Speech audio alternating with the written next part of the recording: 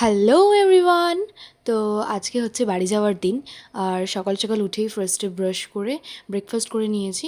আর দিদুন বাড়িতে না একটা খুব বড় একটা লেবু গাছ আছে, তো ওখান থেকেই মা সকাল সকালই আগে লেবু পাড়ছিল। আর দেখো বেশ অনেকগুলো লেবু পাড়া হয়ে গেছে, তবুও গাছে অনেক লেবু আছে। যাই হোক, তারপরে স্নান করে এসে খেয়েও নিলাম। আর এখন রেডি হয়ে গেছি আমরা সবাই বাড়ি যাওয়ার জন্য।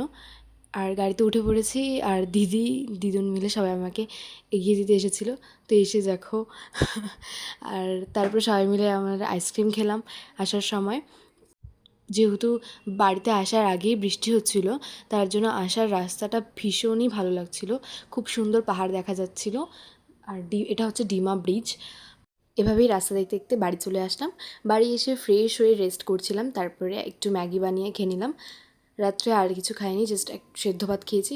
So that's it for today, by.